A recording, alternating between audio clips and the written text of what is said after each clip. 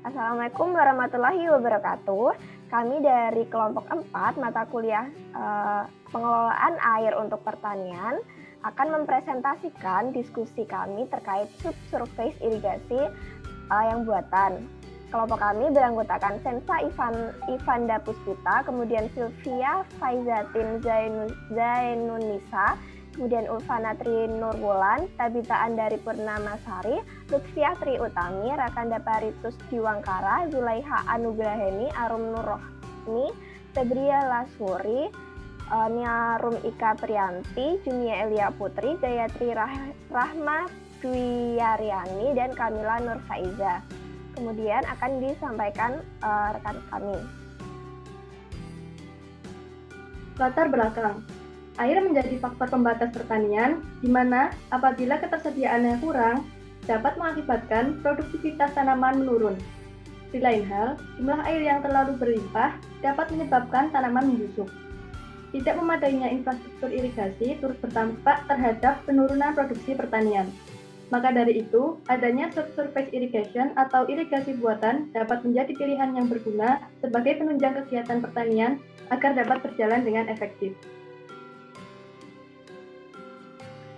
Kemudian tujuannya adalah yang pertama untuk mengetahui efisiensi dari subsurface irrigation, yang kedua mengetahui jenis tanaman yang sesuai untuk ditanam pada subsurface irrigation, yang ketiga mengetahui jenis tanah dan topografi dari subsurface irrigation, yang keempat mengetahui sumber air dan kualitas air dari subsurface irrigation, dan kemudian mengetahui kondisi iklim yang sesuai bagi subsurface irrigation.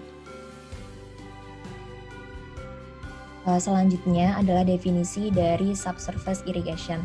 Nah, di sini subsurface irrigation atau irigasi bawah permukaan itu merupakan salah satu bentuk irigasi mikro. Tapi jaringan atau alat irigasinya itu diletakkan di bawah permukaan tanah. Untuk irigasi ini sendiri merupakan salah satu inovasi di bidang pertanian karena lebih efektif dan juga efisien untuk memenuhi kebutuhan air tanaman dengan cara memberikan air langsung pada tanaman melalui zona perakaran tanaman sesuai dengan kebutuhan tanaman.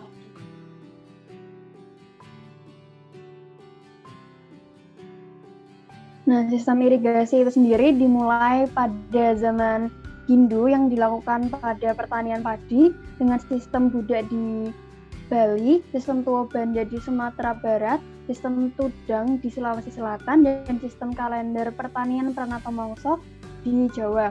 Dalam perkembangannya, irigasi di Indonesia terdapat 3 fase, yakni fase pembangunan irigasi oleh masyarakat tani, fase koeksistensi antara irigasi masyarakat dengan irigasi berbasis pemerintahan, dan fase dominasi peranan pemerintahan dalam pengelolaan irigasi. Nah, bangunan irigasi pertama asasi hari ini. Kemudian bendung pertama di Indonesia yang digunakan untuk irigasi berada di Jawa Timur, yakni Bendung Sampean di Kali Sampean yang dibangun oleh Insinyur Van Tiel. Kemudian contoh penerapan dari subsurface irrigation adalah ini merupakan gambar dari sistem irigasi yang dirancang oleh Dead Palm Research Center of Excellence di Universitas King Faisal, di mana sistem irigasi ini dibangun untuk menyalurkan air langsung ke dalam zona akar pohon kurma. Selanjutnya, contoh penerapan subsurface next. Penerapan subsurface yang ada di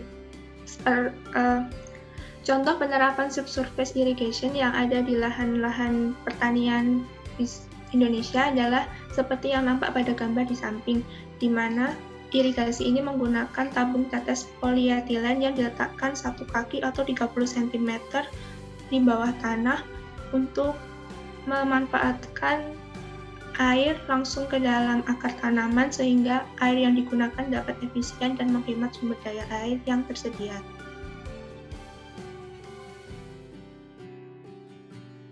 Nah, selanjutnya untuk kelebihan dari subsurface irrigation atau irigasi buatan, yang pertama adalah tidak mengganggu aerasi tanah. Kemudian yang kedua dapat dipadu dengan unsur hara. Kemudian yang ketiga tekanan rendah, kemudian tidak mengganggu keseimbangan kadar lengas, mengurangi perkembangan serangga, penyakit dan jamur.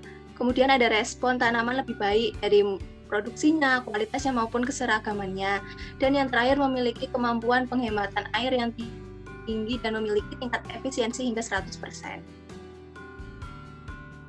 Nah, di antara banyak kelebihannya itu, juga terdapat kekurangannya. Saya mengutip dari Proceedings Seminar Nasional Swasembada Pangan oleh Imanuddin dan Prayitno tahun 2015, itu mengatakan bahwa kemampuan pengaliran air ini sering tidak sesuai dengan keterhantaran hidrolik tanah dan dapat meningkatkan evaporasi dan permeabilitas yang tinggi dikarenakan air oleh irigasi ini merembes ke dalam tanah dan menyebabkan kehilangan air.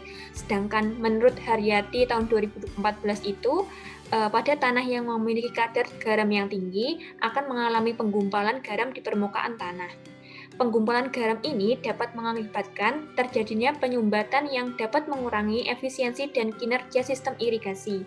Selain itu, dalam mengontrol pengoperasian sistem ini dinilai sulit karena pipa yang berada di dalam tanah. Pipa pengaplikasiannya itu berada di dalam tanah. Selain itu, pembuatan sistem saluran irigasi ini membutuhkan waktu yang lama, pengerjaan yang rumit, dan biaya yang diperlukan itu juga relatif besar.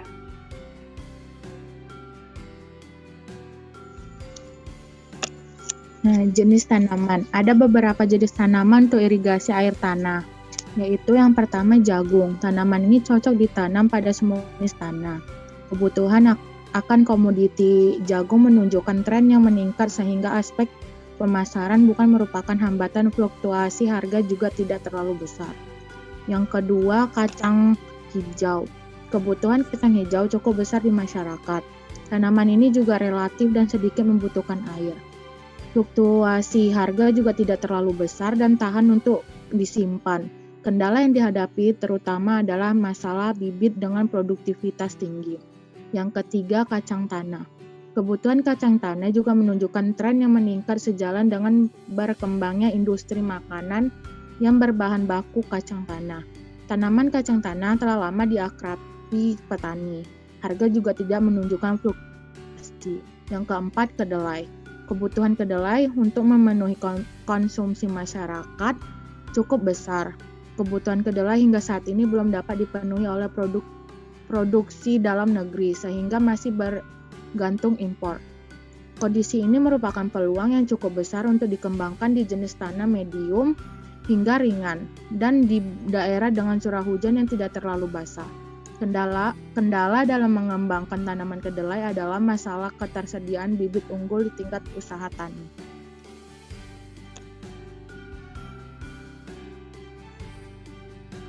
Kemudian selanjutnya tentang irigasi.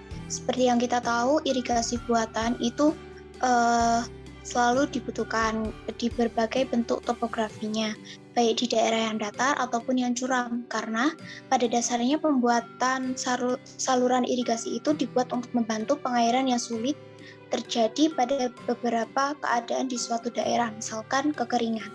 Nah, oleh sebab itu dalam pembuatan oleh karena itu pembuatan saluran irigasi perlu menentukan topografinya, sehingga pembuatan peta topografi diperlukan dalam merencanakan pembuatan saluran irigasi buatan. Misalkan pada daerah datar yang memiliki kemiringan ataupun sebaliknya diharapkan memiliki kemiringan saluran kurang dari 10 cm per kilometer. Dan selanjutnya, sistem irigasi subsurface irrigation buatan ini penting diterapkan pada kondisi iklim yang kering, yaitu ketika ketersediaan air terbatas, karena lebih membawa keuntungan terhadap kehilangan air akibat evapotranspirasi dan penempatan serta pengelolaan airnya yang tepat pada kondisi iklim yang semi kering. Irigasi bawah tanah dapat digunakan untuk mengisi ulang cadangan air pada musim dormansi.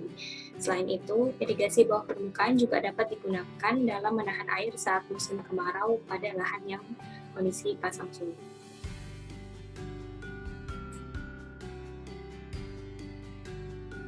Kemudian ada sumber dan kualitas air. Menurut Astuti 2014, air bawah permukaan ini meliputi danau, air alami, waduk, dam, dan sungai. Yang pertama yaitu mata air, yaitu air yang terdapat di dalam tanah seperti sumur, air artesis, dan air tanah. Yang kedua yaitu air sungai, yaitu air yang terdapat di atas permukaan tanah. Air tersebut banyak mengandung lumpur yang mengandung mineral sebagai bahan makan makanan, sehingga sangat baik untuk pemupukan dan juga suhunya lebih rendah daripada suhu atmosfer. Kemudian yang ketiga yaitu air waduk, yaitu air yang terdapat di permukaan tanah seperti pada sungai. Tetapi air waduk ini sedikit mengandung lumpur, sedangkan zat terlarutnya itu sama banyaknya dengan air sungai. Kemudian ada kualitas air yang merupakan faktor utama yang perlu dipertimbangkan dalam budidaya tanaman. Tanaman terdiri dari 80-90% air, sehingga ketersediaan air yang berkualitas sangat penting untuk mendukung keberhasilan. Kemudian menurut Astuti 2014, ini kemampuan air sebagai penghantar listrik dipengaruhi oleh jumlah ion atau garam yang terlarut di dalam air. Semakin banyak garam yang terlarut, semakin tinggi daya hantar listrik yang terjadi. Kemudian DHL ini merupakan pengukuran tidak langsung terhadap konsentrasi garam yang dapat digunakan untuk menentukan secara umum kesesuaian air untuk budidaya tanaman dan untuk memonitor konsentrasi larutan hara. Kemudian ini ada klasifikasi air irigasi berdasarkan daya hantar listrik atau DHL, di mana kelas air 1 DHL-nya 0 sampai 250 itu sangat baik. Kemudian kelas air 2 itu lebih dari 250 sampai 750 itu baik. Kemudian kelas air 3 itu lebih dari 750 sampai 2000 itu agak baik. Kemudian kelas air 4 lebih dari 2000 sampai 3000 keterangannya itu kurang baik, dan kelas air 5 itu lebih dari 3000 keterangannya itu kurang sesuai. Sumber ini harus memenuhi syarat kualitas air agar tidak berbahaya bagi tanaman yang akan dialiri, karena dalam jangka panjang dapat berpengaruh terhadap kualitas hasil produksi pertanian. Selanjutnya, irigasi bawah permukaan. Berdasarkan pembahasan yang telah disampaikan pada bagian-bagian sebelumnya, dapat kita simpulkan bahwasannya yang pertama, irigasi bawah permukaan buatan sangatlah membantu proses pertanian karena cukup efektif dalam menghemat penggunaan sumber air dan tenaga kerja penyiraman. Bahkan disebutkan dalam beberapa referensi, efisiensinya menyentuh angka 100%. Jenis tanaman yang sudah sering digunakan pada tipe irigasi ini diantaranya kurma, di daerah Timur Tengah tentunya jagung, kedelai, kacang tanah, dan kacang hijau. Kemudian kesimpulan yang ketiga, topografi sangatlah mempengaruhi penerapan irigasi ini karena irigasi bawah permukaan sangat memperhatikan kontur tanah. Pada umumnya, irigasi ini cocok untuk tanah dengan tekstur halus hingga sedang. Bisa lanjut? Kemudian dapat disimpulkan juga bahwa irigasi bawah permukaan mengambil sumber air secara langsung dan disalurkan melalui pipa atau kanal, sementara kualitas air dapat diketahui dengan berbagai instrumen uji, salah satunya yaitu DHL. Kemudian iklim yang sangat cocok untuk sistem irigasi ini adalah iklim kering karena menuntut penggunaan air yang efektif karena ketersediaannya yang terbatas. Kemudian selain itu, ketika musim hujan, irigasi ini juga dapat berperan sebagai pengatur drainase. Mungkin itu saja yang dapat kami sampaikan. Ada kurang dan lebihnya kami mohon maaf. Wassalamualaikum warahmatullahi wabarakatuh.